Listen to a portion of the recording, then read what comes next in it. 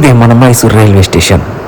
ఇక్కడ నుంచి మన మైసూర్ ప్యాలెస్కి 10 నిమిషాల్లో అయితే రీచ్ అయిపోవచ్చు. బస్సెస్ మరియు ఆటోలు రెండు అవైలబుల్గా ఉంటాయి మైసూర్ రైల్వే స్టేషన్ నుంచి.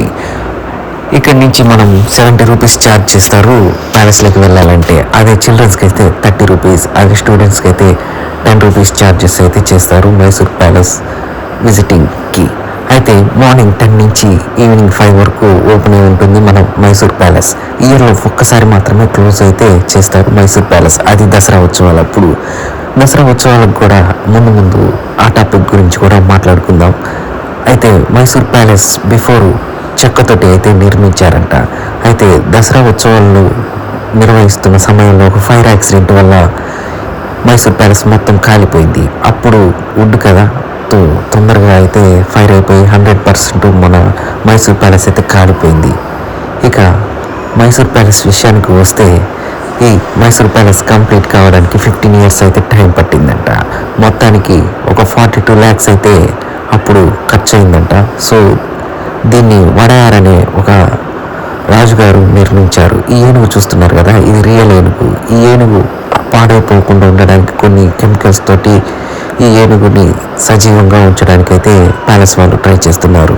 ఇది మాత్రం ప్యాలెస్లో వన్ ఆఫ్ ద మెయిన్ అని చెప్పుకోవచ్చు. చూడడానికి చాలా ఆకర్షణీయంగా కనిపిస్తుంది ఈ ఏరియా మొత్తం. ఇక్కడైతే కుస్తీ పోటీలు నిర్వహిస్తారంట ప్రతి దసరాకి. గెలిచిన వారికి విలువైన బహుమతులు అయితే అందజేస్తారంట. ఇక ప్యాలెస్లో ఎక్కడ చూసినా మనకు ఎక్కువ టైల్స్ చాలా అంటే చాలా ఆకర్షణీయంగా అయితే కనిపిస్తాయి. ఇక వుడ్ వర్క్ విషయానికి వస్తే తోపని చెప్పుకోవచ్చు. ఎందుకంటే ఆనాడు ఆ వుడ్ వర్క్ చేసిన వాళ్ళు నిజంగా చాలా నైపుణ్యం కలిగిన వాళ్ళని చెప్పుకోవచ్చు. ఎందుకంటే ప్రతిదీ చాలా పర్టికులర్గా క్లియర్ కట్గా అయితే కనిపిస్తుంది ఆ వుడ్ వర్క్లో. ఈ పెయింటింగ్ చూస్తున్నారు కదా, ఈ పెయింటింగ్ అయితే చాలా అంటే చాలా అందంగా అయితే ఉన్నాయి. ఇంకా ఈ ఫ్రేమ్స్ విషయానికి వస్తే రాజకుటుంబీకులు చిన్నప్పటి నుంచి ప్రస్తుతం ఉన్న జనరేషన్ వరకు ఆ ఫొటోస్ని ఈ ఎగ్జిబిషన్లో అయితే ఉంటాయి. ఒక 1 రూమ్ మొత్తం ఈ ఫొటోస్ తోటి అయితే నిండిపోయి ఉంటుంది.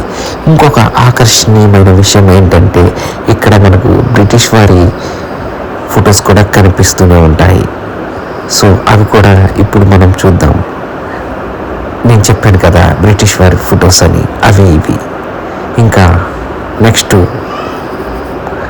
ఇవి రాజు కుటుంబీకులకి దేశ విదేశాల నుంచి మరియు పక్క స్టేట్ నుంచి రాజులు వస్తారు కదా, వాళ్ళు గిఫ్ట్గా ఇచ్చిన గిఫ్ట్ బాక్స్ అంట.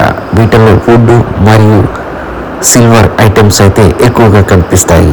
మొత్తం బాక్సులు చాలా అంటే చాలా యూనిక్గా కనిపిస్తాయి మనకు ఈ మైసూర్ ప్యాలెస్లో. ఈ ప్యాలెస్లో ఎక్కడ చూసినా చాలా అంటే చాలా క్లియర్గా ప్రతి వర్క్ అయితే మనకు కనిపిస్తూనే ఉంటుంది. మైసూర్ ప్యాలెస్ విషయానికి వస్తే 25% మాత్రమే విజిటర్స్ చూడగలరు. మిగతా 75% మనం ఎప్పటికీ చూడలేము. ఎందుకంటే రాజకుటుంబీకులు నివసించే ప్రాంతం మొత్తం 75% వాళ్ళకే ఉంటుంది కనుక దాన్ని మనం ఎప్పటికీ చూడలేము.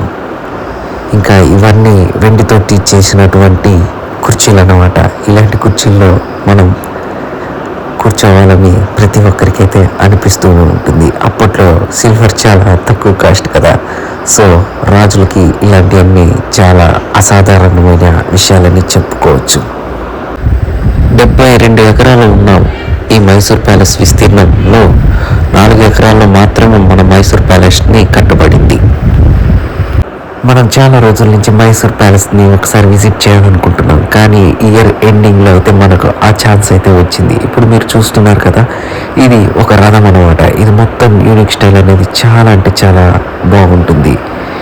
ఇప్పుడు ఈ రథం విషయానికి వస్తే ఇది 750 కిలోల బంగారు రథం. ఈ బంగారు రథం మీద చాముండేశ్వరి అమ్మవారిని మన మైసూర్ ప్యాలెస్లో ఉన్నటువంటి మాడవీధుల్లో అయితే తిప్పుతారు దసరా ఉత్సవాలప్పుడు. ఇంకా మైసూర్ ప్యాలెస్లో ఇంకొక హైలైట్ విషయం ఏంటంటే, అప్పుడప్పుడు మనకు లైట్ షో అయితే ఉంటుంది. ఇవి పర్టికులర్ టైమ్స్ మాత్రమే లైట్ షో అనేది ఉంటుంది. వీకెండ్స్లో ఆరు ఫెస్టివల్ సీజన్లో మాత్రమే ఈ లైట్ షోని అయితే చూడవచ్చు అన్నమాట.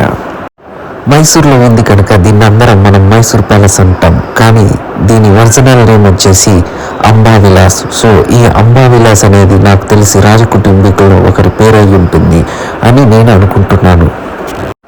ఇంత గొప్ప కట్టడాన్ని కట్టాలంటే ఒక ఆర్కిటెక్చర్ కావాలి కదా. సో ఆ architectures ఎవరనుకుంటున్నారా?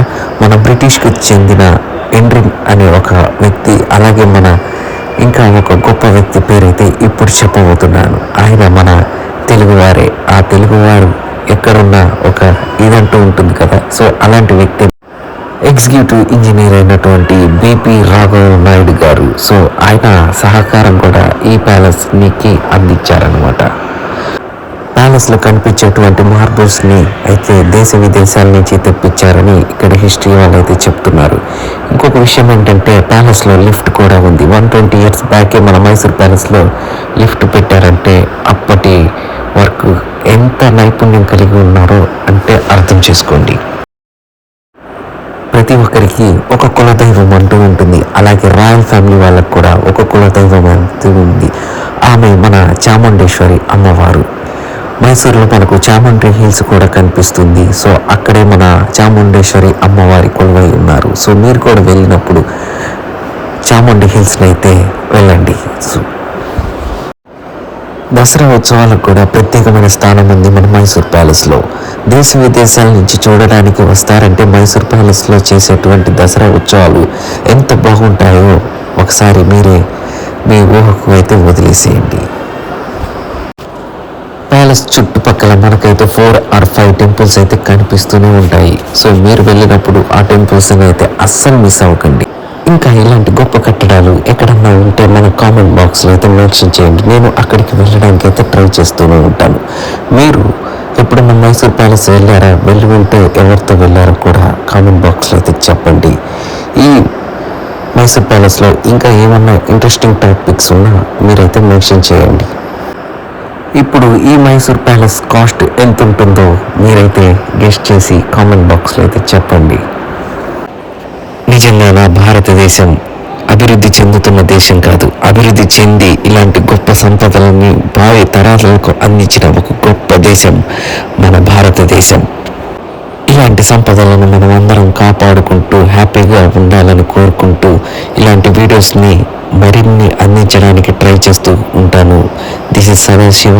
Keep smiling all. Thanks for watching.